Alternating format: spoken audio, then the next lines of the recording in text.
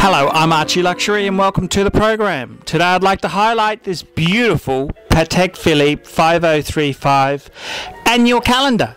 And what exactly is an annual calendar? Well, an annual calendar is a watch which is able to tell the difference between months that end in 30 days and 31 days. An annual calendar needs setting once a year in February because it doesn't know how many days are in the month because of the leap year feature. So technically speaking, as long as you keep your annual calendar wound up, you only have to adjust it once a year, and it's pretty amazing. And the annual calendar by Patek, it's a magic piece. Patek invented the annual calendar in 1996. Now, there's a few pieces which are similar to an annual calendar. There's a perpetual calendar. Now, perpetual calendar is super amazing because it remembers years that have a leap year. It's got a 4-year cycle, so it does not technically need adjustment. And there's another type of watch which is called a triple date.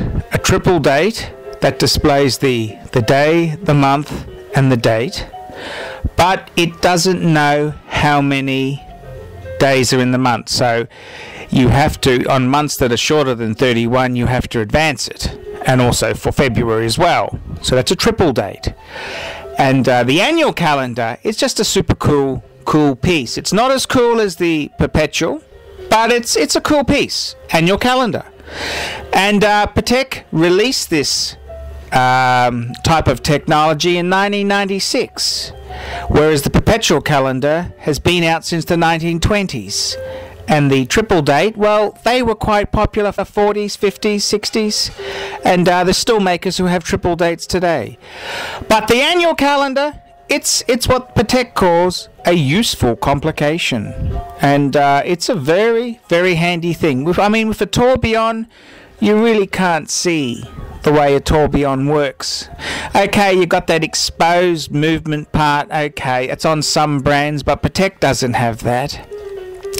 But it's a useful thing. The annual calendar is useful, whereas a tourbillon, a minute repeater you can certainly hear, but I think the annual calendar is probably one of the more useful features. It's sort of the same sort of par as a chronograph or say a world time.